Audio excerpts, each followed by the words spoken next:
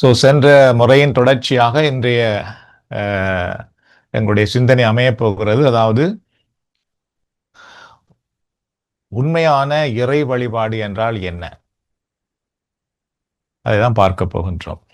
அது இறை வழிபாடு என்று வரும்பொழுது பார்த்தீர்கள் என்றால் ஒவ்வொரு சமயத்துக்கும் அந்த இறை வழிபாடு இருக்கின்றது. நாம் கிறிஸ்தவர்கள் ஒரு இறை வழிபாடு செய்கின்றோம். அதுபோலதான் இந்து மக்களாக இருக்கலாம், இஸ்லாமிய மக்களாக இருக்கலாம். ஒவ்வொருவரும் தங்களுடைய அமைப்பிலே சமயத்திலே ஒரு இறை வழிபாடு செய்கிறார்கள். அப்படின்னா நாம் கிறிஸ்தவர்கள் இறை வழிபாடு செய்கின்றோம். எங்களுடைய இறை வழிபாடுடைய உண்மை தன்மை என்ன, அந்த இறை வழிபாடு என்றால் என்ன? இப்போ உங்களிடத்திலே ஒருவர் இறை வழிபாடு என்றால் என்ன அப்படி என்று கேட்டால் நீங்கள் என்ன அதற்கு விளக்கம் கொடுப்பீர்கள்? சற்று யோசித்து பாருங்கள். அதாவது உங்களிடத்தில் ஒருவர் உண்மையாகவே இறை வழிபாடு என்றால் என்ன, கோயிலுக்கு போறதா, நற்கருணை எடுக்கிறதா, இறைவனை புகழ்வதா, அல்லது இறைவனுக்கு நன்றி கூறுவதா, அல்லது இறைவார்த்தை வாசிப்பதா, அல்லது மற்றவர்களுக்காக செபிப்பதா, அல்லது எங்களுடைய வேண்டுதல்களுக்காக செபிப்பதா? அப்ப இறை வழிபாடு என்றால் என்ன? அப்படி எங்களிடத்தில் ஒருவர் கேட்கும் பொழுது நாம் அதற்கு என்ன பதில் சொல்ல போகிறோம்? அதுபோல எங்களையே நாம் இப்பொழுது கேட்டு பார்க்கலாம். நாங்கள் ஞாயிற்றுக்கிழமை திருப்பள்ளியில் பங்கு பெறுகிறோம், வெள்ளிக்கிழமை இறை வழிபாட்டில், அதாவது சிவ வழிபாட்டில் பங்கு பெறுகிறோம். அப்படி என்றால் அதிலே நான் என்ன செய்கிறேன்? அங்கு நான் போயிட்டு வரும் பொழுது உண்மையாகவே நான் இறைவனை வழிபட்டு விட்டு வருகிறேனா? அப்படி வழிபடுகிறேன் என்றால் நான் அங்கு என்ன மாதிரி இறைவனை வழிபடுகிறேன்? சற்று யோசித்து பார்ப்போம். என்றால் அப்படி நமக்குள்ளேயே சில கேள்விகளை உருவாக்கி பார்க்கும் பொழுதுதான் அதனுடைய உண்மையை நம்மால் அறிந்து கொள்ள முடியும். எவ்வளவு தூரம் நம்மிடத்திலே கேள்விகள் வருகிறதோ அந்த அளவுக்கு நீங்கள் வளர்ச்சியை நோக்கி செல்லுகிறீர்கள் என்று அர்த்தமாகும். கேள்விகளே நமக்கு வரவில்லை, ஒன்றை கேட்கும் பொழுது அதிலிருந்து நமக்கு ஒரு கேள்வியுமே வரவில்லை என்றால் நாங்கள் வளர்ச்சி பாதையை நோக்கி போகவில்லை, வெறும் கேட்டுக்கொண்டிருக்கின்றோம் என்று அர்த்தம். ஆனால் ஒன்றை கேட்கும் பொழுது நமக்கு அதிலே பல கேள்விகள் வருதென்றால் வெரி குட், அதுதான் நம்முடைய ஆன்மீக வளர்ச்சிக்கு ஒரு நல்ல அடையாளம். அப்படின்னால் உண்மையான இறை வழிபாடு அப்படி என்றால் என்ன? சென்ற முறை கூட நாங்கள் சிலவற்றை பார்த்திருக்கின்றோம். இன்றைக்கும் அதிலிருந்து சில விடயத்தை நாங்கள் இப்பொழுது பார்க்க போகின்றோம். நம்முடைய தேவைகளை நிறைவேற்றுவதற்காக அல்ல, கடவுளின் தன்மையை அறிவதும் அவரை ஆழமாக உணர்வதும் உண்மை இறை வழிபாடு அப்படின்ட்டு அதில் நான் போட்டிருக்கிறேன். சுருக்கமாக சொல்ல போனால் 2 விடயங்கள் முக்கியமாக அதில் அடங்கியிருக்கிறது. ஒன்று, உண்மையான இறை வழிபாடு என்றால் இறைவனை நாம் அறிவது. சரியோ, நம்முடைய தேவைகளுக்காக ஆண்டவரிடத்திலே மன்றாடுவதற்காக போவது உண்மை இறை வழிபாடு அல்ல. ஆனால் உண்மையான இறை வழிபாடு என்றால் இறைவனை நாம் அறிந்து கொள்வதற்காக, இறைவனை நாம் அனுபவிப்பதற்காக செல்லுவதுதான் இறை வழிபாடு. அதனாலதான் பாத்தீங்கன்னா யோவான் என்ன சொல்லுகிறார் என்றால் 17ஆம் அதிகாரத்திலே 3வது இறை வார்த்தையிலே, உண்மையான ஒரே கடவுளாகிய உம்மையும் நீர் அனுப்பிய இயேசு கிறிஸ்துவையும் அறிவதே நிலை வாழ்வு அப்படின்னு சொல்கிறார். ஒரு முடிவில்லாத வாழ்வு அல்லது நிறை வாழ்வு என்றால் என்ன என்றால், நாம் கோயிலுக்கு போய் வருவதோ அல்லது ஒரு சிவ வழிபாட்டில் பங்கு பெறுவதோ, பாடுவதோ, அல்லது ஏதோ ஒன்றை செய்வதோ, அதெல்லாம் தாண்டி உண்மையான இறை வழிபாடு என்றால் கடவுளை நாம் அறிவது, அவருடைய உண்மை தன்மையை நாம் அறிவது, அதுதான் இறை வழிபாடு. சரியோ, இப்ப நாம் பாடசாலைக்கு போகிறோம் ஒரு விடயத்தை கற்றுக்கொள்வதற்காக. வேலையிலே நம்மை அமர்த்துகிறார்கள் எதற்காக என்றால் எங்களுக்கு அந்த வேலை தெரிகிறபடியால் தான் அந்த வேலையிலே அமர்த்துவார்கள், இல்லை என்றால் அந்த வேலை நமக்கு கிடைக்காது. பாடசாலைக்கு கற்றுக்கொள்ள போகின்றோம், வேலையிடத்துக்கு நமக்கு தெரிந்ததினால் அங்கே வேலைக்கு நாம் அமர்த்தப்படுகின்றோம். அதுபோல இறைவனை வழிபடுவதற்கென்று நாம் ஆலயத்துக்கோ சிவ வழிபாட்டுக்கு போகிறோம் என்றால் அதனுடைய நோக்கம் நம்முடைய தேவைகளுக்காக மன்றாடுவதற்கு, அதுக்காக அல்ல. மாறாக நம் மட்டியிலே பிரசன்னமா இருக்கிற அந்த ஆண்டவரை நாம் அனுபவிப்பதற்கு, அவரை அறிவதற்கு செல்லுவதுதான் உண்மையான இறை வழிபாடு. அப்படி பார்க்கும் பொழுது நம்முடைய இவ்வளவு காலம் நாம் வாழ்ந்து வருகிற நம்முடைய கிறிஸ்தவ இறை வழிபாட்டு காலங்களை பார்த்தோம் என்றால், நாம் ஆலயத்துக்கு போகும் பொழுது எவ்வளவு தூரம் கடவுளை அறிந்திருக்கின்றோம், இறைவனை எவ்வளவு தூரம் நாம் அனுபவித்திருக்கின்றோம் என்ற ஒரு கேள்வியை கேட்டோம் என்றால் அப்ப நமக்கு தெரியும் நாங்கள் உண்மையாகவே இறை வழிபாடை அறிந்து நாம் பங்கு பெற்றிருக்கின்றோமா அல்லது அறியாமலேயே பங்கு பெற்றிருக்கின்றோமா தெரியும். அப்ப இறைவனை அறிவது, இறைவனை அனுபவிப்பது என்றால் என்ன? இறைவனை அறிவது, இறைவனை அனுபவிப்பது என்றால் உண்மையாகவே அந்த இறைவனுடைய தன்மையை நம்முடைய வாழ்க்கையில் உணர்வது, இறைவனுடைய தொடுதலை, அவருடைய பிரசன்னத்தை நம்முடைய வாழ்க்கையில் உணர்வது. உதாரணமாக ஒரு ஆணும் பெண்ணும் பார்த்தீர்கள் என்றால் பார்க்கும் பொழுது அவர்கள் வரும் சும்மா ஹாய் சொல்லிட்டு போவார்கள். ஆனால் அதே ஒரு ஆணுக்கும் பெண்ணுக்கும் மத்தியிலே ஒரு உறவு, அன்பு உறவு வந்து விட்டது, காதல் வந்து விட்டது என்றால் பார்த்தீர்கள் என்றால் அவர்கள் ஒருவரை அறிந்து கொள்வார்கள். அவர்களுக்கு ஒருவரை தெரிய ஆரம்பிக்கின்றது.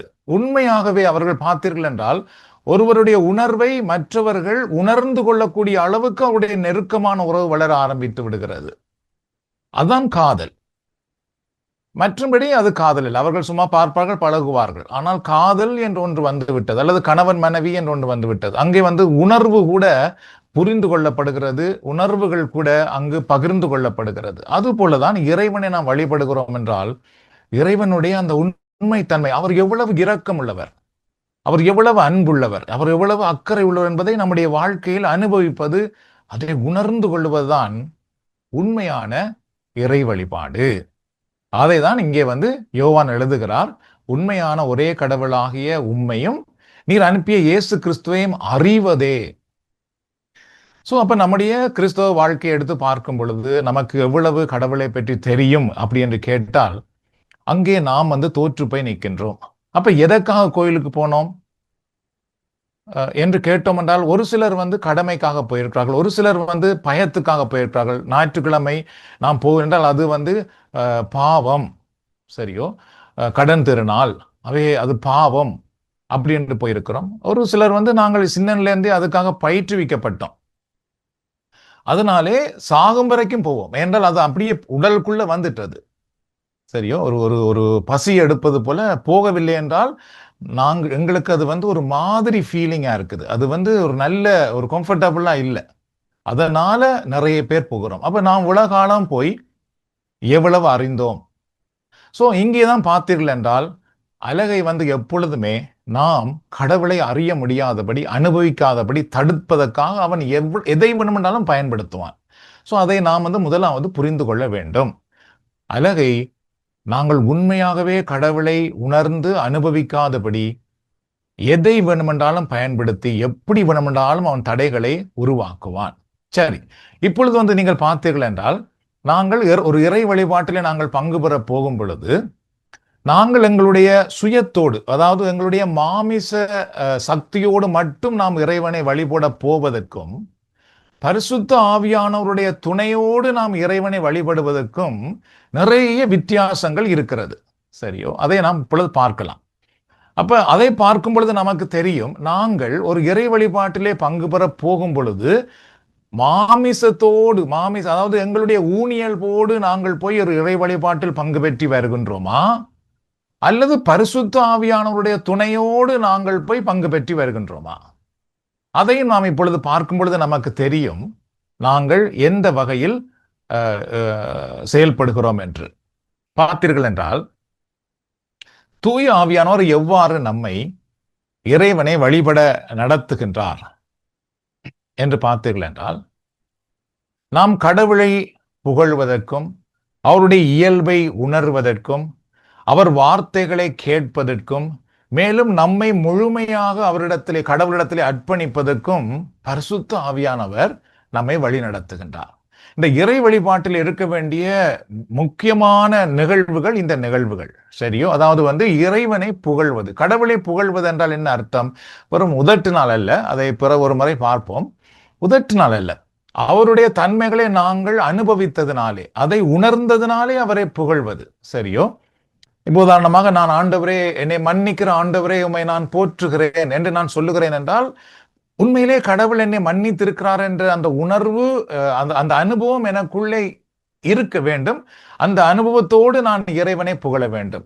என்னை குணமாக்குகிற ஆண்டவரே, என்னை குணமாக்கிய ஆண்டவரே உம்மை நான் போற்றுகிறேன், நீர் குணமாக்கும் கடவுள். அப்படி என்றால் உண்மையிலே இறைவனிடத்திலே மன்றாடி இறைவன் என்னை குணமாக்கி இருக்கின்றார் என்றால் நான் இறைவனை புகழும் பொழுது என்னை குணமாக்கின ஆண்டவரே உம்மை போற்றுகிறேன் என்று சொல்லுகிறோம். சரியோ?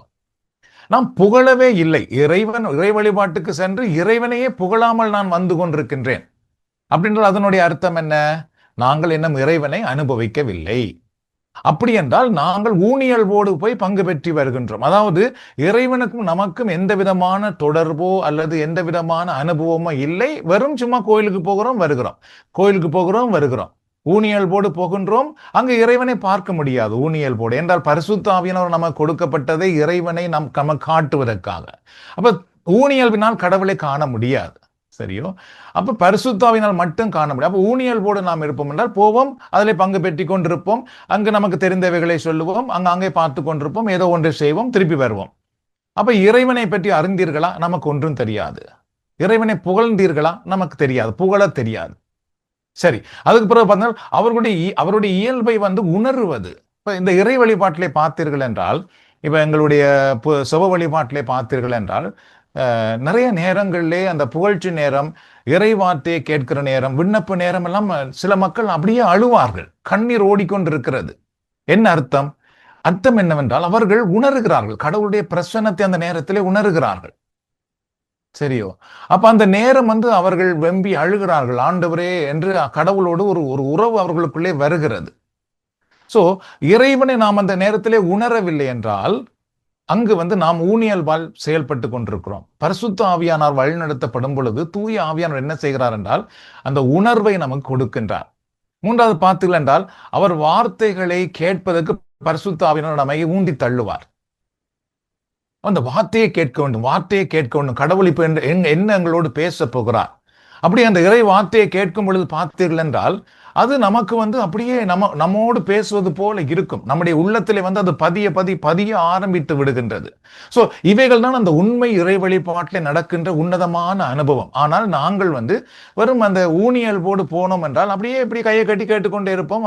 அங்கு பிரசங்கம் போய்கொண்டிருக்கும், அந்த நெத்திர வரும் எல்லாட்டியும் அந்த எங்களுக்கு அந்த இறை வார்த்தை ஒரு இறைவனுடைய வார்த்தை போல தெரியாது. சும்மா ஏதோ சொல்லிக் கொண்டிருக்கிறோம், நாங்கள் கேட்டுக்கொண்டிருக்கிறோம், அது போல இருக்கும். சில நேரத்தில் அது ஒரு நகைச்சுவை போல இருக்கும், நகைச்சுவையாக இருக்கும், வெறும் அறிவுக்கு சம்பந்தமா இருக்கும். ஆனால் அது உள்ளத்துக்குள்ளே செயல்படாமல் போய்விடுகின்றது.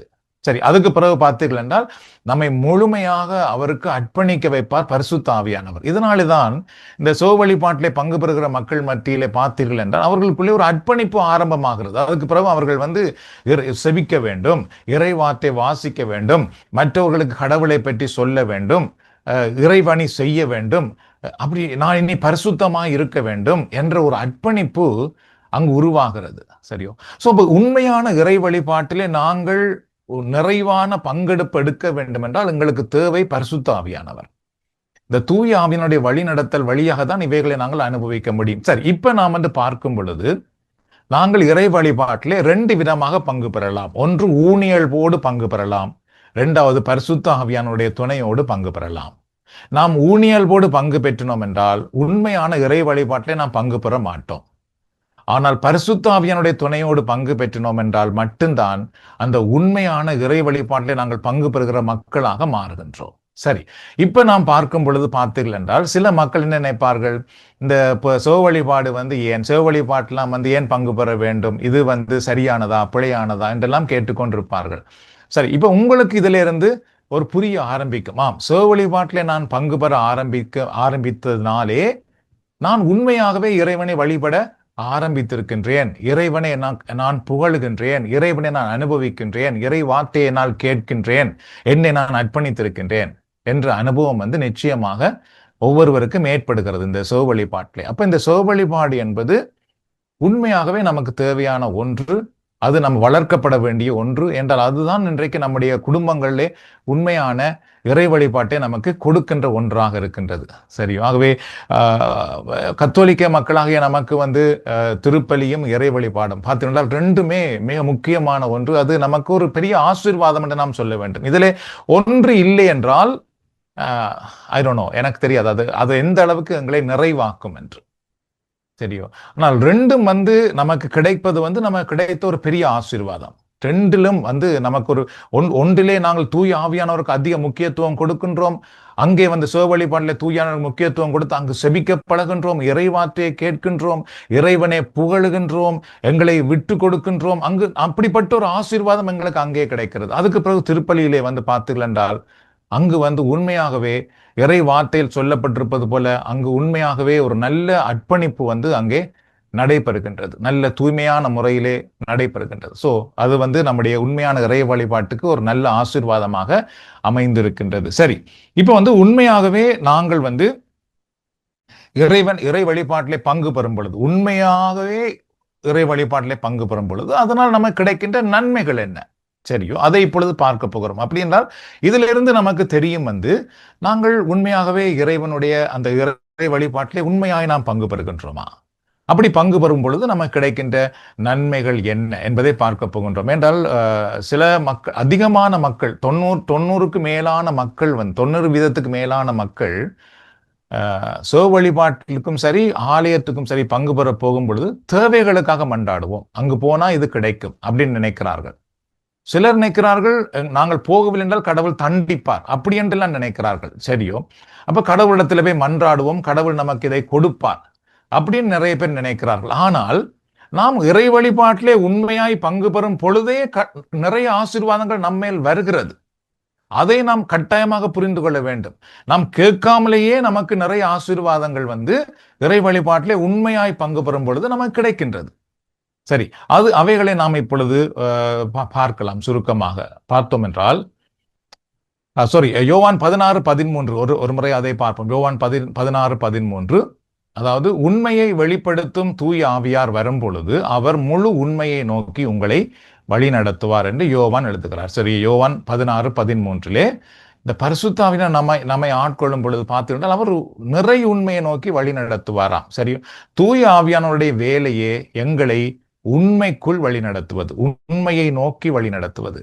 அப்ப நாம் உண்மையை நோக்கி உண்மையை நமக்கு வெளிப்படுத்த நமக்கு தெரிய வரும் பொழுது நமக்கு ஏற்படுகிற போராட்டம் என்ன என்று பார்த்தீர்கள் என்றால் பொய்க்கும் உண்மைக்கும் போராட்டம் வர அங்க ஆரம்பிக்கும். அப்ப இதிலே வந்து நாம் வந்து இப்ப உண்மையை பின்பற்றுவதா பொய்யை பின்பற்றுவதா என்று ஒரு பெரிய சவால், பெரிய ஒரு போராட்டம் நடந்து கொண்டே இருக்கும் எப்பொழுதும்.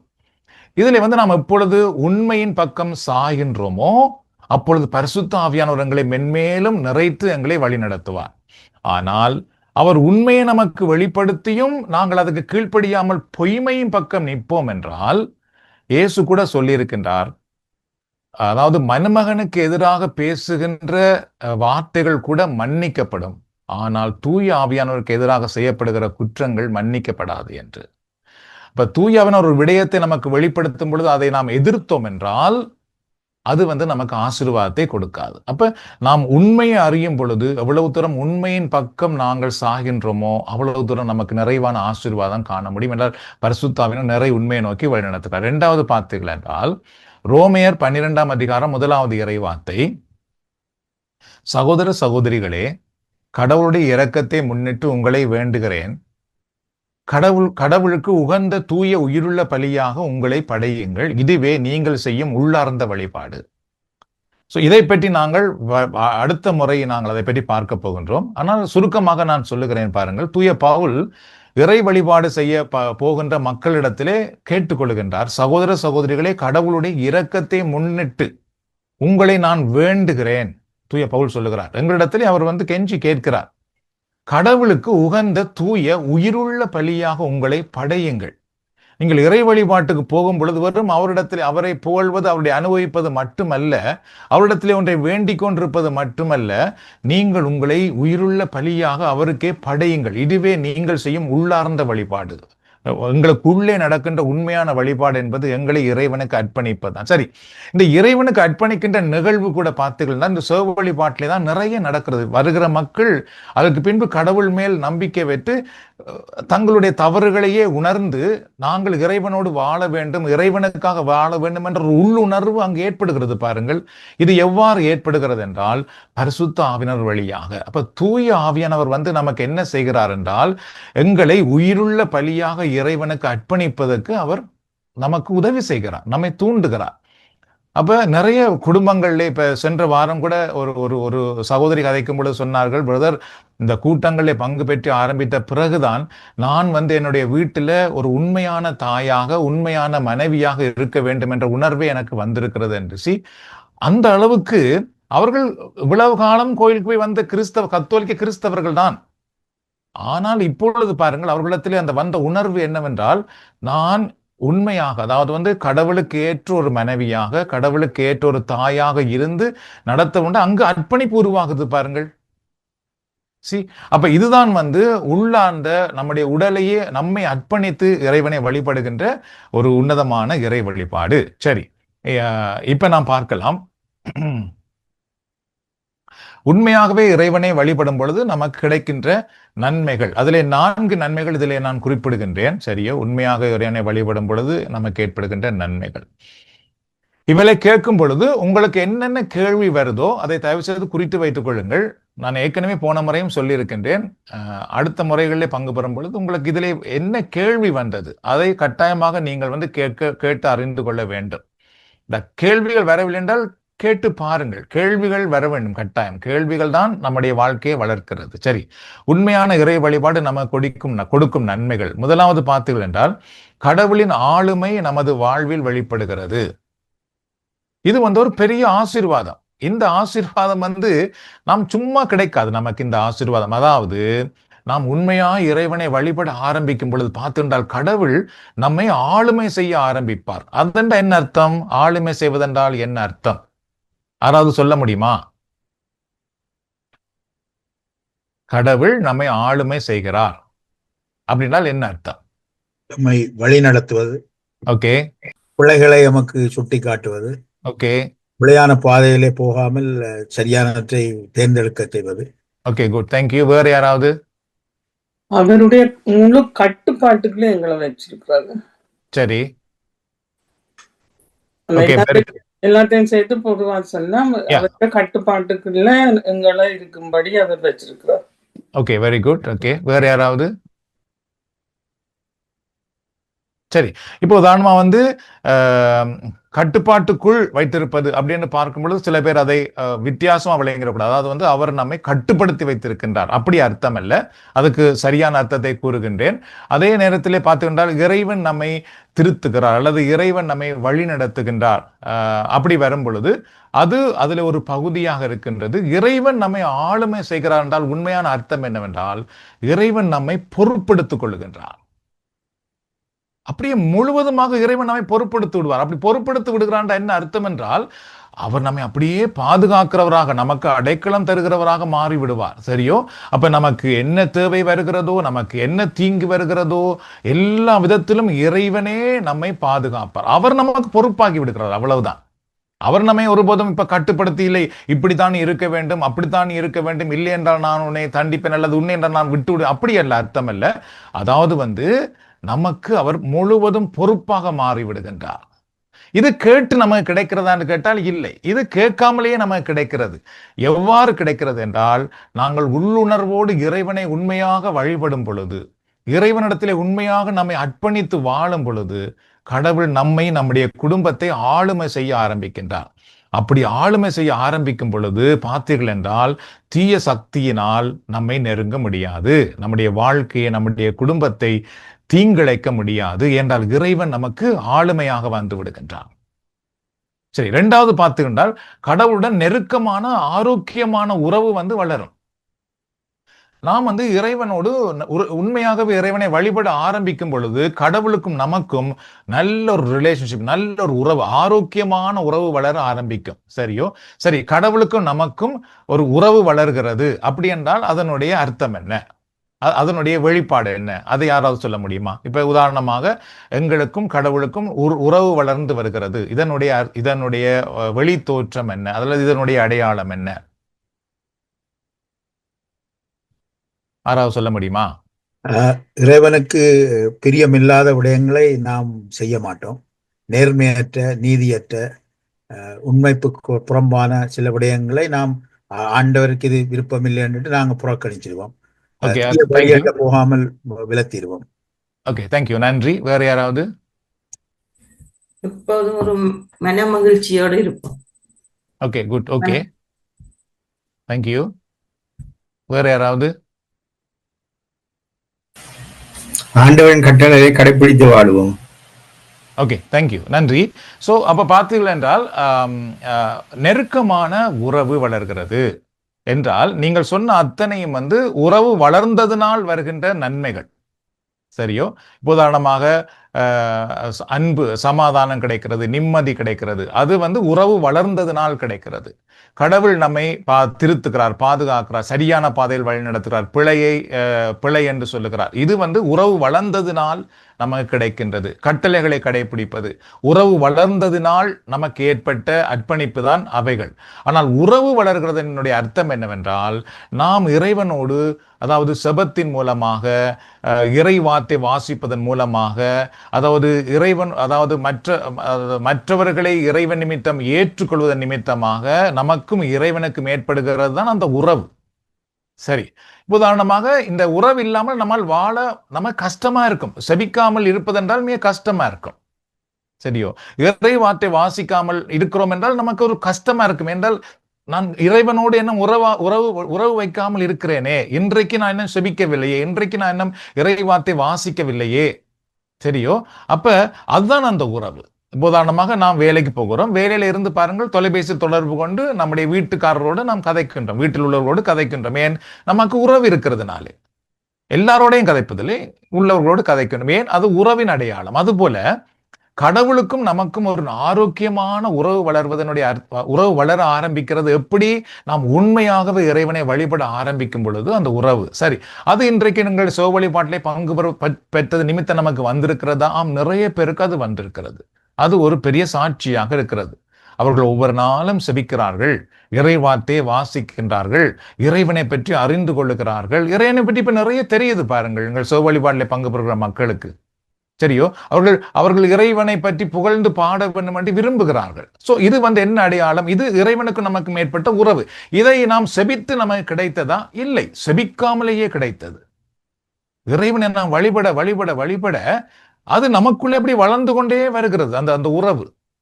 இதெல்லாம் கேட்காமல் நமக்கு கிடைக்கிற ஆசீர்வாதம். இப்ப உறவு வளரும் பொழுது என்ன உண்டாகிறது? நமக்கும் இறைவனுக்கும் ஆழமான உறவு வளரும் பொழுது நீங்கள் சொன்ன அத்தனையுமே இப்ப நமக்கு கிடைக்கும். அதாவது உண்மையான சமாதானம் கிடைக்கிறது, நம்முடைய வாழ்க்கையை மாற்றிக் கொள்ளுகின்றோம், தவறான பாதைகளுக்குள்ள போக விடுகின்றோம். இப்படி தவறான ஒரு பாதைக்குள்ள போக விட்டாலே நமக்கு எத்தனையோ தீமை இல்லாமல் போய்விடுகிறது. தவறானதை பேசாமல் விட்டாலே நமக்கு வருகின்ற எத்தனையோ பிரச்சனைகள் இல்லாமல் போய்விடுகிறது. சரியோ? இப்ப இதுக்கெல்லாம் என்ன காரணம் என்றால் உறவு வளர்வது காரணம். சரி, மூன்றாவது பார்த்து கண்டால் வாழ்க்கையில் நேர்மறையான மாற்றங்கள் நிகழ்கின்றன. இதெல்லாமே நாம் கேட்காமல் நமக்கு கிடைக்கிற ஆசீர்வாதம். சரியோ? இறைவனை வழிபடும் பொழுது கிடைக்கின்ற ஆசீர்வாதம். சரி, வாழ்க்கையிலே நேர்மறையான மாற்றங்கள், அதாவது பாசிட்டிவ் சேஞ்சஸ் என்று சொல்லலாம், நேர்மறையான மாற்றங்கள். அப்படி அதென்றால் என்ன, யாராவது சொல்ல முடியுமா? நேர்மறையான மாற்றங்கள். நாங்கள் முந்தி இறைவனை அறிய இல்லை, இறை வார்த்தையில் இருக்கிற விளக்கங்கள் தெரியாது. ஓகே, வார்த்தையின் விளக்கங்களை நாங்கள் கேட்கும் பொழுது நாங்கள் சரியான பாதையில் நடக்க வேணும், எங்களை நாங்கள் மாற்றிக்கொள்ள வேண்டும், ஆண்டவருக்குள்ள நாங்கள் வாழணும் என்று எங்களை மாற்றிக்கொள்வோம். ஓகே, ஒரு மாற்றம் அப்படின்னு சொல்லுவோம் என்ன? சரி, வேறு யாராவது? நேர்மறையான மாற்றங்கள் நமக்கு ஏற்படுகின்றது அப்படி என்றால் என்ன? அது எங்களோட வாழ்வில் வர்ற கஷ்டமான சூழ்நிலைகள், பிரச்சனைகள், போராட்டம் எல்லாவற்றிலும் ஆண்டவருடைய உறவு எங்களோட நெருக்கமாயிருந்தால் நாங்கள் அதை மேற்கொள்ள முடியும். எந்த நேரத்திலும் கடவுள் கூட இருக்கிறார் என்ற அப்படி ஒரு உறுதியான நம்பிக்கை எங்களை அந்த நேர்மறையான மாற்றத்தை கொடுக்குது. ஆண்டவரை அறியாத நேரம் எங்களுக்கு பிரச்சனை வந்தா அது பிரச்சனை தான். ஓகே, அப்ப நாங்க இப்படி எடுப்போமே, அதாவது பிரச்சனைகளை எதிர்கொள்ளக்கூடிய மனநிலை அல்லது வெற்றி கொள்ளக்கூடிய மனநிலை. ஓகே, வேற யாராவது? பயங்கள் நீங்கும். ஓகே, நேர்மறையான சிந்தனைகள் வரும். Very good. ஓகே, பாசிட்டிவா இருப்போம். நெகட்டிவ் திங்கிங் இல்ல positive thinking. Very good. Okay, very good. Raji என்ன சொன்னீங்க? கடவுள் என்ன விரும்புறாருன்றதை நாங்கள் உணர்ந்து அதுக்கேற்ற மாதிரி எங்களை நாங்க மாற்றிக்கொள்வோம். வாழ்க்கை என்றாலும் சரி, ஆண்டவர் என்ன விரும்புறார் என்பதை நாங்கள் மாற்றிக்கொள்ற கூடியதா இருக்குது. சரி, அதான் நேர்மறை. கடவுளுடைய விருப்பத்தை அறிதல் அப்படின்னு கூட Yeah. சொல்லலாம். Okay, very good, thank you.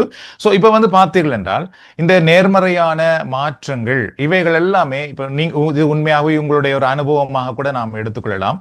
நேர்மறையான மாற்றங்கள் வந்து நமக்கு ஏற்படுகின்றது அப்படின்னு சொல்லும் பொழுது இதில் நீங்கள் சொன்ன ஒவ்வொரு விடயங்களும், அதாவது வந்து பார்த்தீர்கள் என்றால் அதுக்கு முன்பு நான் எப்பொழுதுமே ஒரு பாவி அல்லது என்னால் இது முடியாது, இது எனக்கு ஒரு பல பலவீனங்களை பற்றி யோசித்துக் கொண்டு கவலைப்பட்டு கொண்டெல்லாம் இருந்திருப்போம்.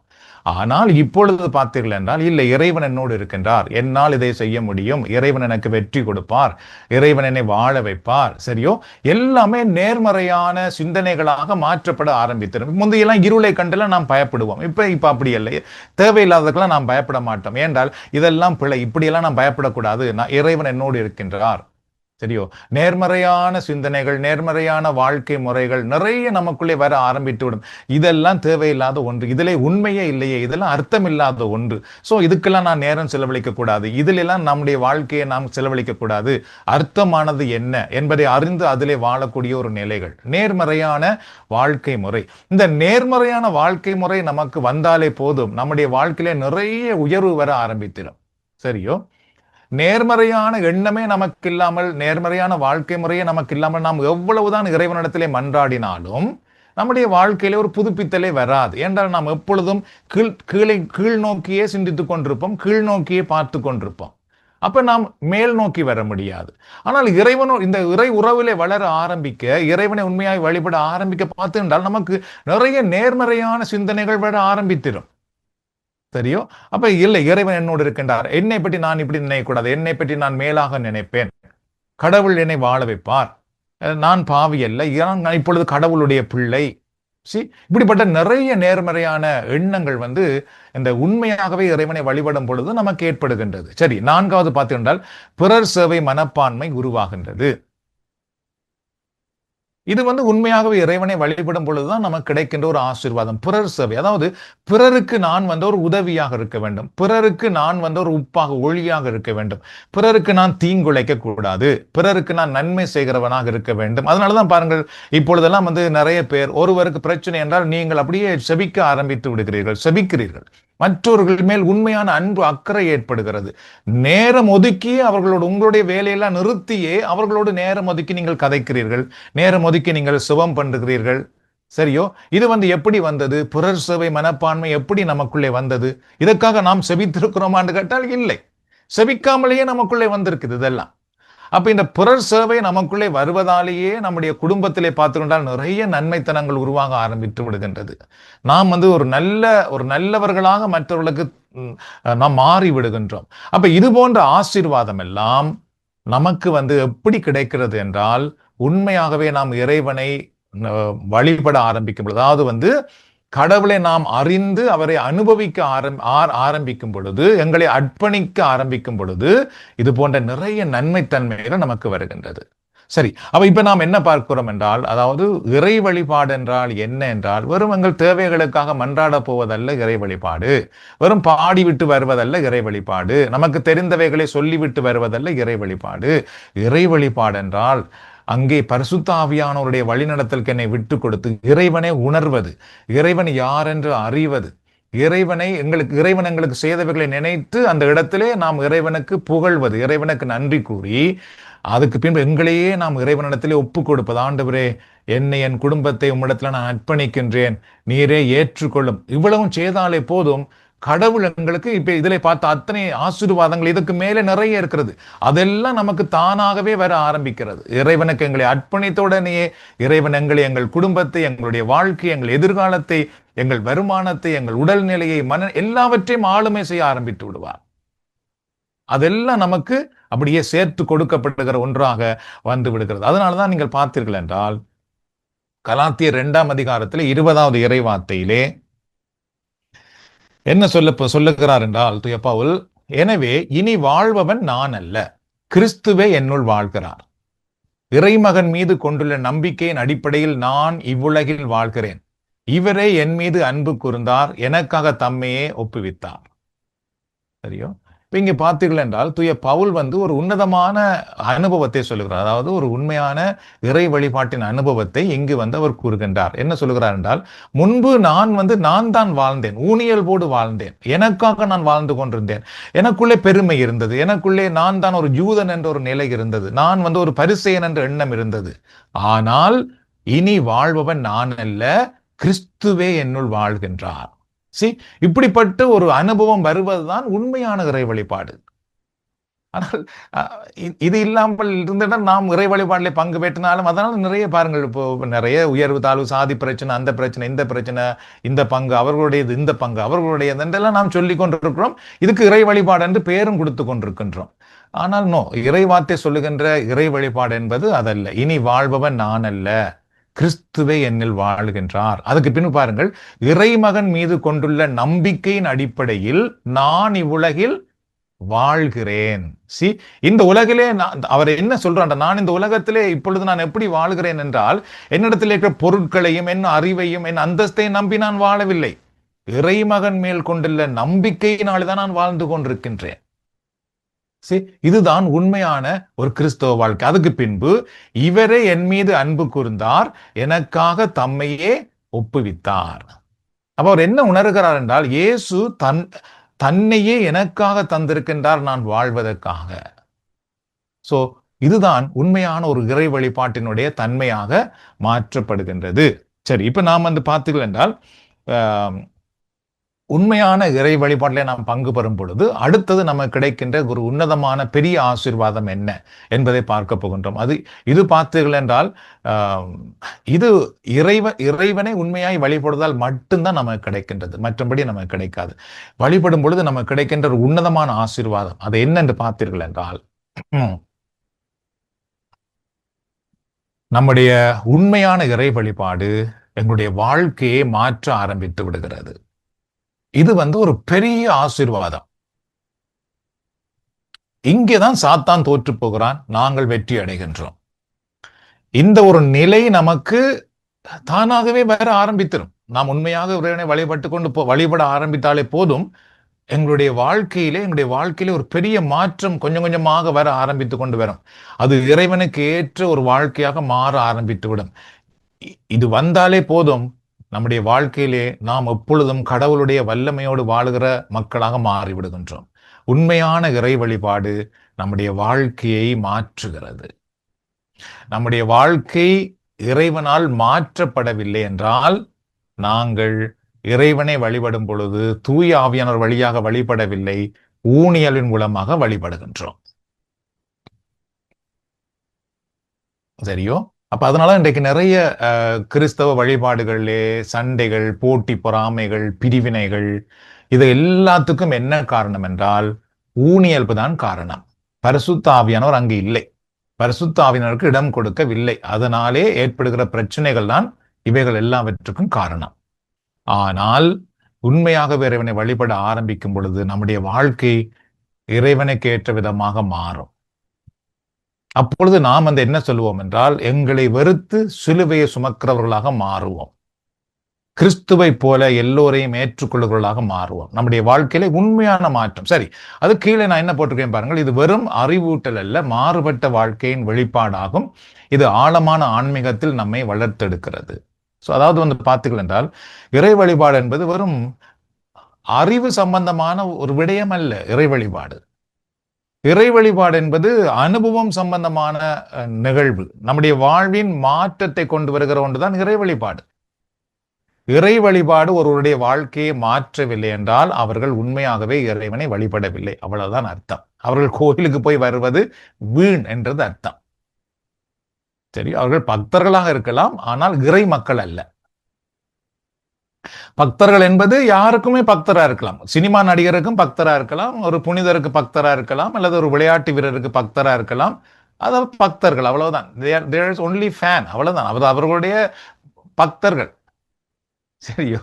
உதாரணமா ஒரு ஒரு ஒரு ஒரு விளையாட்டுத்துறையிலே பக்தரா இருக்கிறவர் என்ன செய்கிறார்? அவர் போடுற உடுப்பை போடுறார், அவர் கழுத்துல ஒரு போட்டுக்கிறார், உடனே அதை மாதிரி அவர் போடுறார். ஏன்? அது அவருடைய பக்தர். சினிமா திரை உலகத்திலே ஒருவருக்கு பக்தராக இருக்கிற என்ன செய்கிறார்? அந்த சினிமா நடிகரை போல இருக்க பார்க்கிறார். சரியோ? அதுபோலதான் ஆன்மீகத்திலே நாம் ஒருவருக்கு பக்தரா இருந்தால் அவர்களை போல இருக்க பார்க்கணும், அவ்வளவுதான். ஆனால் இறை மக்கள் என்பது இறைவனுடைய பிள்ளைகளாக வாழ்வது. அது வேறு, இது வேறு. அப்படி வரும் பொழுது இது வெறும் அறிவோடு சம்பந்தமானதல்ல, அனுபவத்தோடு சம்பந்தமானது. அப்ப இந்த இறைவனை உண்மையை வழிபட ஆரம்பிக்கும் பொழுது நமக்கு கிடைக்கின்ற ஒரு பெரிய ஆசீர்வாதம், நம்முடைய வாழ்க்கை மாற ஆரம்பிக்கும். வாழ்க்கை மாற்றம் என்றால் என்ன? அதனுடைய அர்த்தம் என்ன? உதாரணமா வாழ்க்கை மாற்றம் என்றால் என்ன அப்படின்ற ஒரு கேள்வி கேட்டால் அதுக்கு என்ன நம்மால் பதில் சொல்ல முடியும்? யாராவது சொல்ல முடியுமா? ஒருவருடைய வாழ்க்கை மாறுகிறது என்றால் என்ன அர்த்தம் அப்படின்னு கேட்டால் நாம் என்ன சொல்ல போகிறோம்? ஏதாவது சொல்ல முடியுமா? இப்போ உதாரணமா வாழ்க்கை மாறுவதனுடைய அர்த்தம் அப்படி என்றால் நாங்கள் தவறான வழியிலிருந்து சரியான வழிக்கு வந்துட்டோம், அல்லது ஒரு தவறான பழக்க வழக்கங்களை நிறுத்தி நல்ல பழக்க வழக்கங்களை செய்கிறோம், அல்லது கோயிலுக்கு போக ஆரம்பித்திருக்கிறோம், அல்லது செபிக்க ஆரம்பித்திருக்கிறோம், அல்லது இறை வழிபாடு இறைவார்த்தை படிக்க ஆரம்பித்திருக்கின்றோம். இப்படி என்று நிறைய சொல்லுவோம். என்ன இப்ப நல்ல ஒரு வாழ்க்கை மாற்றத்தினுடைய அர்த்தம் என்ன? வாழ்க்கை மாற்றம் என்றால் என்ன என்று கேட்டால் நம்முடைய வாழ்க்கையில் இது போன்ற பல விடயங்களை சொல்லுவோம். ஏதாவது சொல்ல முடியுமா? சரி, இப்போ உதாரணமா வாழ்க்கை மாற்றம் என்று வரும் பொழுது நம்முடைய வாழ்வில் நாம் செய்கின்ற சில நல்ல செயல்களை நாம் சொல்லுவோம். ஆனால் நல்ல செயல்கள் அல்ல வாழ்வின் மாற்றம். வாழ்வின் மாற்றம் என்பது நம்முடைய உள்ளத்தில் ஏற்பட்ட மாற்றம்தான் உண்மையான வாழ்வின் மாற்றம். உள்ளத்தில் எங்கே சரியான மாற்றம் ஏற்படுகிறதோ அப்பொழுது நம்முடைய வாழ்வின் செயல்கள் மாற ஆரம்பித்து விடுகின்றது. உள்ளத்திலே சரியான மாற்றம் இல்லாமல் நாம் ஒரு நல்ல செயல் செய்கிறோம் என்றால் அதிலே சில நேரம் வெளிவேடம் இருக்கும் அல்லது சுயநலம் இருக்கும். ஆனால் உள்ளத்திலே உண்மையான மாற்றத்தோடு நம்முடைய வாழ்க்கை மாற ஆரம்பிக்குமாக இருந்தால் அதிலே தியாகம் இருக்கும், அதிலே அர்ப்பணிப்பு இருக்கும், அதிலே நமக்கு தீமை வந்தால் கூட, கஷ்டம் வந்தால் கூட அதை பொறுமையாக ஏற்றுக்கொள்வோம். ஏனென்றால் அங்கு உள்ளத்தின் மாற்றம் ஏற்பட்டிருக்கிறது. உள்ளத்திலே மாற்றம் ஏற்படாமல் நாம் வெறும் ஒரு நல்ல செயல்களை மட்டும் நாம் சும்மா ஒரு செய்கிறவர்களாக மட்டும் இருப்போம் என்றால் அதிலே ஒரு கஷ்டம் வந்தவுடனே, ஒரு பிரச்சனை வந்தவுடனே நாம் பிரச்சனையாகி விடுவோம். ஏனென்றால் நம்முடைய உள்ளம் என்ன மாறவில்லை, வெறும் வெளி செயல்கள் மாறி இருக்கிறது. வெறும் செயல்களால் நாம் நம்மை நல்லவர்களாக காட்டுகின்றோம். ஆனால் உள்ளத்திலே மாற்றம் ஏற்படும் பொழுது பார்த்துக்கின்றால் அங்கே கஷ்டம் வந்தால் கூட அதை பொறுமையாக ஏற்றுக்கொள்வோம். அதான் அது தாயின் அன்பு அப்படின்னு சொல்லுவார்கள். ஒரு தாயின் அன்பு மற்ற அன்பை விட வேறுபட்டு நிற்கின்றது. ஏனென்றால் தாயின் அன்பு என்பது ஒரு பிள்ளைக்காக அவர்கள் கஷ்டப்படுவார்கள். அதுதான் தாயினுடைய அன்பு. இந்த அல்லும் பகலும் அந்த பிள்ளைக்காக கஷ்டப்படுவார்கள். நான் உன்னை அன்பு செய்கிறேன், உன் அன்புக்கு அடையாளம் நான் உணவு கொடுக்கிறேன், அன்புக்கு அடையாளம் உடை கொடுக்கிறேன். இதல்ல தாயினுடைய அன்பு. தாயினுடைய அன்பின் அடையாளமே தியாகமா, கஷ்டப்படுவார்கள். அந்த பிள்ளைக்கு பால் ஊட்டுவதற்காக, பிள்ளைக்கு உணவு ஊட்டுவதற்காக அவர்கள் கஷ்டப்படுவார்கள். சோ உண்மையான அந்த உள்ளத்தின் மாற்றம் என்பது இன்னொருவருக்காக ஏற்படுகிற தியாகம்தான் உள்ளத்தின் மாற்றம். அப்ப உண்மையாக இறைவனை வழிபட ஆரம்பிக்கும் பொழுது நம்முடைய வாழ்வு மாறுகிறது என்றால் அர்த்தம் என்னவென்றால் நம்முடைய உள்ளத்திலே அங்கு நல்ல ஒரு மாற்றம் ஏற்படும். இறைவனை அனுபவிக்க அனுபவிக்க அனுபவிக்க இறைவனுடைய அன்பும் இறைவனுடைய தியாக உணர்வும் நமக்குள்ளே வர ஆரம்பிக்கின்றது. இதன் வழியாக நம்முடைய வாழ்க்கை மாறுகின்றது. நம்முடைய வாழ்வின் மாற்றத்தின் வழியாக மற்றவர்கள் கிறிஸ்துவை அடையாளம் காண்கிறார்கள்.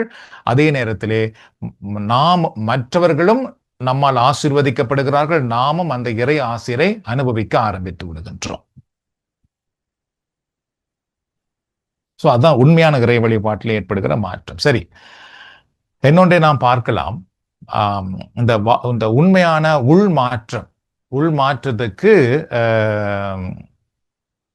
கிரேக்கத்திலே, அதாவது கிரேக்க மொழியிலே அல்லது கிரேக்க பதத்திலே ஒருவர் உண்மையாகவே இறைவனை வழிபட ஆரம்பிப்பார் என்றால் அவருக்கு ஏற்படுகின்ற உண்மையான உள் மாற்றம் என்ன என்பதை அவர்கள் விளக்கி சொல்லும் பொழுது இவ்வாறு சொல்லுகிறார்கள். அதாவது பார்த்தீர்கள் என்றால் இதை வந்து அதுக்கு என்ன விளக்கம் கொடுக்கிறார் என்றால், மெட்ரோமார்பிசஸ் என்றால் அதுக்கு என்ன விளக்கம் கொடுக்கிறார்கள் என்றால், அதாவது எப்படி ஒரு வண்ணாத்தி பூச்சி ஒரு கம்பளி பூச்சியா இருந்து வண்ணாத்தி பூச்சியா மாறுதோ, அதுபோல எங்களுடைய உள்ளான நிலையிலே ஏற்படுகின்ற ஒரு மாற்றம் வெளி மாற்றமாக வருகிறது. அதை தான் வந்து இந்த ஆன்மீக மாற்றத்துக்கு அவர்கள் கூறுகிறார்கள். அதாவது மெட்ராமோர்போசிஸ் அப்படி என்றால் அதனுடைய அர்த்தம் என்னவென்றால், எங்களுடைய அதாவது ஒரு வண்ணாத்தி பூச்சி முதல் புழுவாக உள்ளுக்குள்ளே இருக்குது, சரியோ, அந்த கூட்டுக்குள்ளே அது புழுவாக இருக்குது. அது பிறகு வெளியிலே வரும் பொழுது வண்ணாத்தி பூச்சியா வந்துடுது. புழுவுக்கும் வண்ணாத்தி பூச்சிக்கும் சரியான வித்தியாசம். இப்ப நாங்கள் அப்படி இல்லை, நாங்கள் வயிற்றுக்குள்ளேயே குழந்தையா இருக்கிறோம், எங்களே மாதிரியே இருக்கிறோம். அப்புறம் வெளியில வந்து வளர்ந்து வாரோம், அவ்வளவுதான். குழந்தையா இருந்து மனுஷரா வாரோம். வண்ணாத்தி பூச்சி அப்படி இல்லை, அது பார்த்தா புழுவா இருக்குது உள்ளுக்கு, ஒரு பார்க்கவே ஒரு மாறி கிடக்கு. வெளியில வந்த உடனே அது அழகான ஒரு வண்ணாத்தி பூச்சியா வந்துடுது. அது போலதானாம் எங்களுடைய ஆன்மீக வாழ்க்கை. நாம் உண்மையாகவே இறைவனை வழிபட ஆரம்பிக்கும் பொழுது நம்முடைய உள்நிலை வந்து அப்படியே மாற்றப்பட்டு அதுக்கு பின்பு வெளியாலே வந்து நாங்கள் வந்து ஒரு அழகானவர்களாக இறைவனுக்கு ஏற்றவர்களாக நாங்கள் மாற்றப்பட்டு விடுகின்றோம்.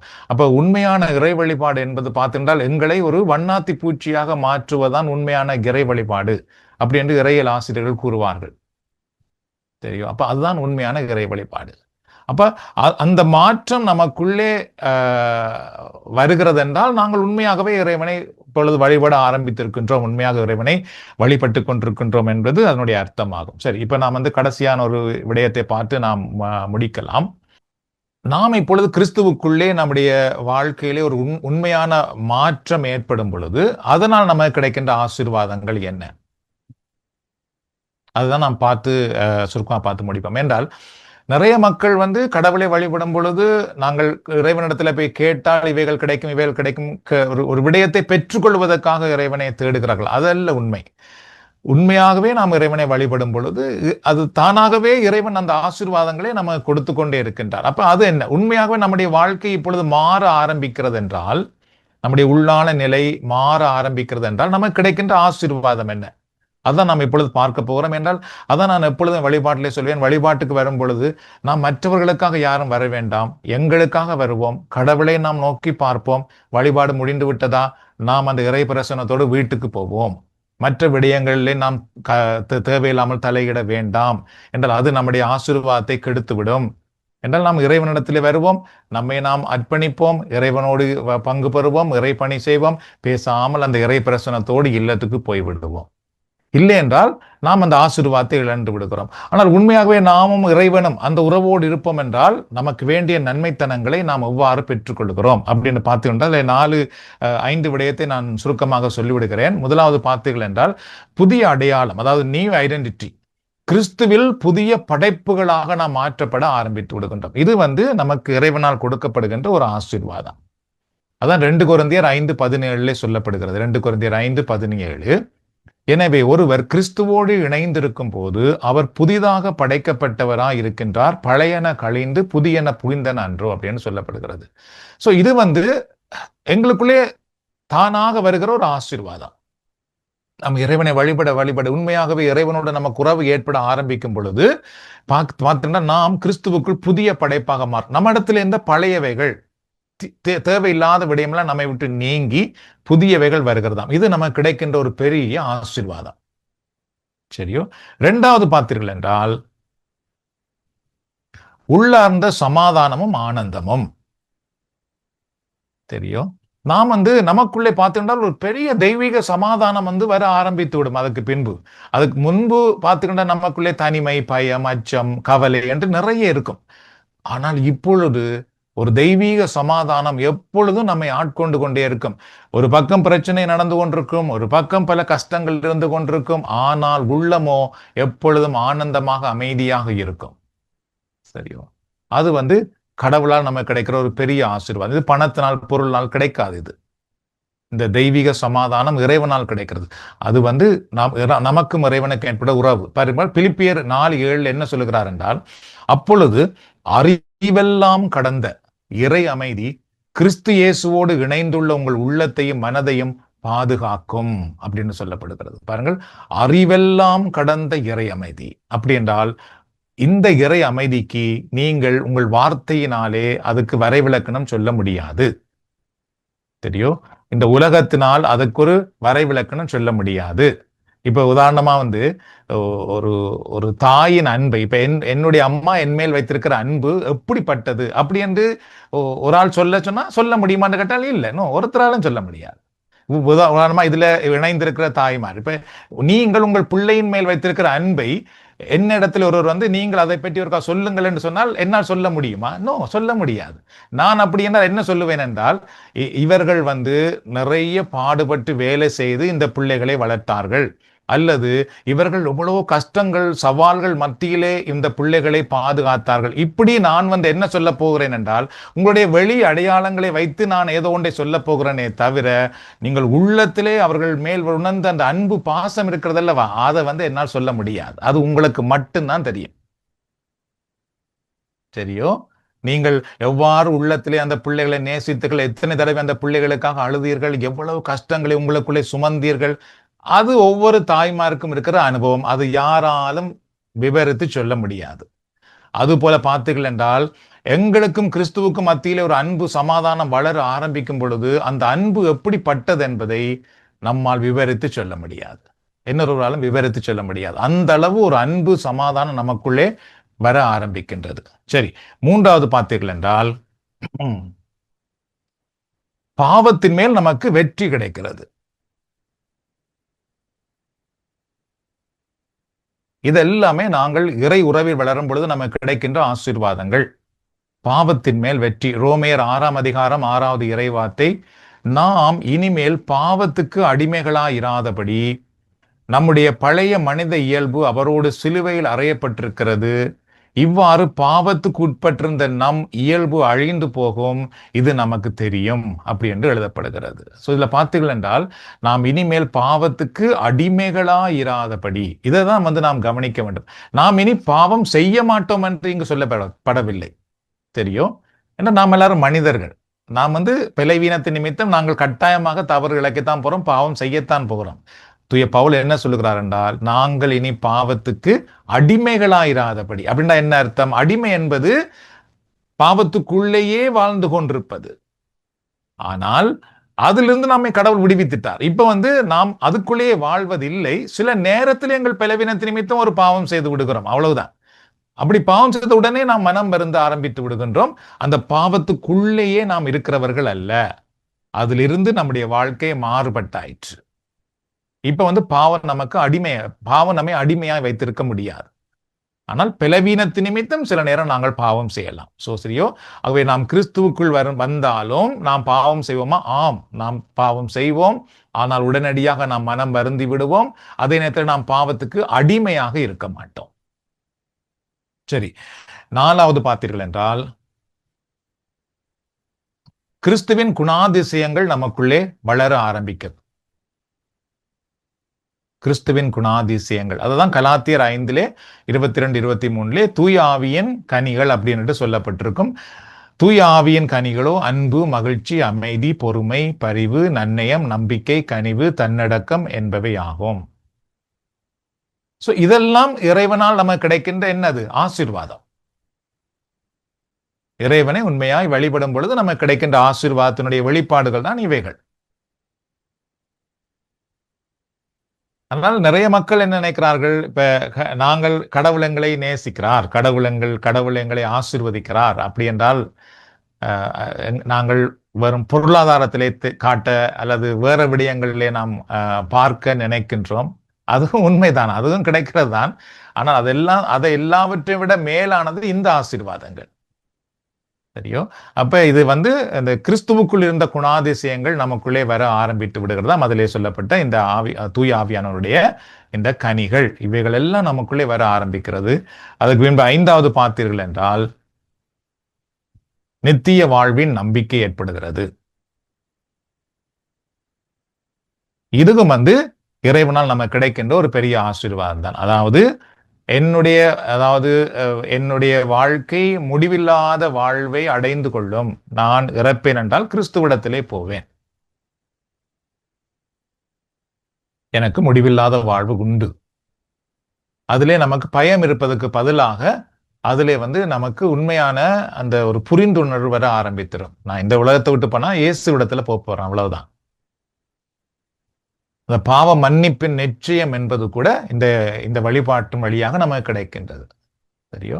ஆகவே உண்மையான இறை வழிபாடிலே நாம் பங்கு பெறும் பொழுது நமக்கு கிடைக்கின்ற நன்மைகள் என்ன என்பதை 2வது பகுதி இன்றைக்கு நாம் பார்த்திருக்கின்றோம். அப்ப இதனுடைய உண்மையான பகுதி என்ன? இப்ப சுருக்கமாட்டாக்கன்னு சொல்லுவோமா? இதுல என்ன உங்களுக்கு விளங்கிச்சது? உண்மையாகவே இறைவனை வழிபடுவதென்றால் என்ன? சரி, இப்ப நாங்க ஜெபிக்கலாம். அன்பின் ஆண்டவரே, இந்த நாளுக்காக நாங்கள் உமக்கு நன்றி கூறுகின்றோம். நீதாமே எங்களுக்கு உண்மை வழிபாடை பற்றி கற்றுக் கொடுக்கிறீரே, உமக்கு நாங்கள் நன்றி கூறுகிறோம். இது இந்த நாளிலே ஆண்டவரே, நாங்கள் பல ஆண்டுகள் கிறிஸ்தவர்களாக இருந்தாலும் உண்மையாகவே நாங்கள் உண்மை வழிபட வேண்டும், எவ்வாறு வழிபட வேண்டும் என்று தெரியாமலேயே நாங்கள் வாழ்ந்திருக்கின்றோம். ஒரு இருளுக்குள்ளே, ஒரு கார் இருளுக்குள்ளே, சாத்தானுடைய கட்டுக்குள்ளேயே நாங்கள் இருந்திருக்கின்றோம். உலக பிரகாரமாக நாங்கள் உம்மை வழிபடுகிறவர்களாக வாழ்ந்திருக்கின்றோம். எங்கள் பெருமைக்காகவும் எங்களுடைய கடமைக்காகவும் மன அமைதிக்காகவும் மனதிலே ஒரு திருப்திக்காகவும் நாங்கள் வாழ்ந்து இறை வழிபாடு செய்திருக்கிறோம். ஆனால் ஆண்டவரே, நீர் எங்களை மறக்கவில்லை, எங்களை கைவிடவில்லை. உண்மையாகவே நாங்கள் எவ்வாறு உம்மை வழிபட வேண்டும் என்று எங்களை கற்றுக் கொடுத்து வருகிறீரே, அதற்காக நாங்கள் உமக்கு நன்றி கூறுகின்றோம். உம்மை நாங்கள் அறியும்படி செய்கிறீர், உம்மை நாங்கள் புகழும்படி கற்றுக் கொடுக்கின்றீர். இறை வார்த்தைகளிலிருந்து ஆழமான சத்தியங்களை நாங்கள் அறிந்து கொள்ளும்படி நீர் செய்கிறீர். உமக்கு நாங்கள் நன்றி கூறுகின்றோம். எங்கள் வாயிலே செபிப்பதற்கு உம்முடைய வல்லமையை கொடுத்திருக்கிறீரே, துதிப்பதற்கு உம்முடைய வல்லமையை தந்திருக்கிறீரே, நீண்ட நேரம் உம்முடைய பாதத்திலே காத்திருப்பதற்கு எங்களுக்கு நீர் உணர்வு கொடுத்திருக்கிறீரே, ஆசி தந்திருக்கிறீரே, உமக்கு நாங்கள் நன்றி கூறுகின்றோம். இறை வார்த்தை ஒரு நாளுமே படிக்காமல் இருந்த எங்கள் வாழ்க்கையிலே இறை வார்த்தையை புரிந்துணர்வோடு வாசிப்பதற்கு எங்களுக்கு நீர் உணர்வு தந்திருக்கிறீர், ஆசீர்வதித்திருக்கின்றீர். இறை வார்த்தையை தினம் நாங்கள் படிப்பதற்கான ஆர்வம் கொடுத்திருக்கின்றீர். இறை வார்த்தைக்குள்ள இருக்கிற ஆழமான உண்மைகள் நாங்கள் அறிந்து கொள்ளும்படி செய்திருக்கிறீரே, உமக்கு நாங்கள் நன்றி கூறுகின்றோம். இது இந்த நாளிலும் இரக்கமுள்ள ஆண்டவரே, உண்மை வழிபாடு என்பது உம்மை நாங்கள் அறிவது, உம்மை நாங்கள் உணர்ந்து கொள்ளுவது, உம்முடைய அனுபவத்தை பெற்றுக்கொள்வது, உம்மோடு நாங்கள் உறவு ஏற்படுத்தி வாழ்வது, எங்களை நாங்கள் அர்ப்பணித்து வாழ்வது என்றெல்லாம் நாங்கள் கற்றுக்கொள்ளும்படி செய்திருக்கிறீரே. இது இந்த நாளிலே ஆண்டவரே, உம்மை நாங்கள் எப்பொழுதும் எப்படிப்பட்டவர் என்பதை நாங்கள் எங்கள் வாழ்க்கையிலே உணர்ந்து கொள்ள, அனுபவிக்க ஆண்டவருடைய வல்லமை எங்களை நிரப்பட்டும். ஆண்டவருடைய அபிஷேகம் எங்கள் மேல் இறங்கி வரட்டும். ஆண்டவரே, நீர் எவ்வளவு இரக்கம் உள்ளவர், எவ்வளவு தயவுள்ளவர், எவ்வாறெல்லாம் எங்களை நீர் மன்னிக்கின்றீர், எங்களை எவ்வாறு நீர் மாற்றுகிறீர், எல்லாவற்றையும் நாங்கள் அறிந்து கொண்டு அதன்படி நாங்கள் வாழவும் வளரவும் நீர் எங்களை ஆசீர்வதிப்பீராக. இரக்கமுள்ள ஆண்டவரே, உமக்கும் எங்களுக்கும் இப்பொழுது ஏற்பட்டிருக்கிற அந்த உறவுக்காக நன்றி கூறுகின்றோம். இந்த உறவு ஒருபோதுமே உடைந்து விடாதபடி, ஒருபோதும் இந்த உறவிலே எந்த விதமான உடையலும் பிரிவுகளும் வந்து விடாதபடி, இந்த உறவிலிருந்து நாம் தூரமாய் போய் விடாதபடி ஆண்டவரை ஒவ்வொரு நாளும் இப்பொழுது இருப்பதை விட அதிக நெருக்கமாக வருவதற்காக நாங்கள் ஜெபிக்கின்றோம். அதிக நெருக்கமாக வாழ்வதற்காக நாங்கள் ஜெபிக்கின்றோம். ஆண்டவரே, உமக்கும் எங்களுக்கும் இருக்கிற உறவு ஒவ்வொரு நொடிப்பொழுதும் ஒவ்வொரு நாளும் இன்னும் அதிகமாக நெருக்கமாக வளருவதாக. ஆண்டவரே, நாங்கள் உலகத்தோடு அதிக நெருக்கமாய் இல்லாமல், மக்களோடு அதிக நெருக்கமாய் இல்லாமல், ஆண்டவரே, நாங்கள் உம்மோடு அதிக நெருக்கமாய் இருப்பதற்காக ஜெபிக்கிறோம். அப்பா, நீர் தாம் இந்த நேரத்தில் எங்களை ஆசீர்வதித்திரளும். உமக்கும் எங்களுக்கும் மத்தியிலே ஆழமான ஒரு உறவை, நெருக்கத்தை ஏற்படுத்தி தரும்படி நாங்கள் மன்றாடுகின்றோம். இரக்கமுள்ள ஆண்டவரே, நாங்கள் உண்மையாகவே உம்மை வழிபட ஆரம்பிக்கும் பொழுது எங்களுக்கு நீர் நிறைவான ஆசீர்வாதங்களை தருகிறீர். எங்கள் வாழ்க்கையை நீர் மாற்றி விடுகிறீர். ஆண்டவரே, எங்களிடத்தில் இருக்கிற பழையவைகள் எல்லாம் களைந்து புதியவைகள் உருவாகும்படி செய்கிறீரே. நாங்கள் ஜெபிக்கிறோம் அப்பா. எங்களிடத்தில் இருக்கிற தீமையானவைகள் எங்களிடத்திலிருந்து நீங்கி போகட்டும். ஆண்டவரே, உமக்கு பிரியமில்லாதவைகள், ஆண்டவரே, உம்முடைய பாதையில நாங்கள் நடந்து வர தடையாக இருக்கின்றவைகள், ஆண்டவரே, உம்மை வெளிப்படுத்த முடியாதபடி தடையாக இருக்கின்றவைகள், இவைகள் எல்லாம் எல்லாவற்றையும் எங்களுடைய உள்ளான நிலையில் இருந்து நீர் அகற்றி போடுவீராக. எங்களுடைய வாழ்க்கை நீர் மாற்றும்படி நாங்கள் மன்றாடுகின்றோம். எங்கள் வாழ்க்கை எப்பொழுதும் உம்மால் மாற்றப்பட்ட ஒரு வாழ்க்கையாக இருக்கும்படி நாங்கள் ஜெபிக்கின்றோம். எங்களுக்குள்ளே புதியவைகள் வரும்படி மன்றாடுகின்றோம். எங்களுக்குள்ளே உம்முடைய அருளும் ஆசீரும் வரும்படி நாங்கள் மன்றாடுகின்றோம். ஆவிக்குரிய கனிகள் எங்களை நிரப்பும்படி நாங்கள் மன்றாடுகின்றோம்.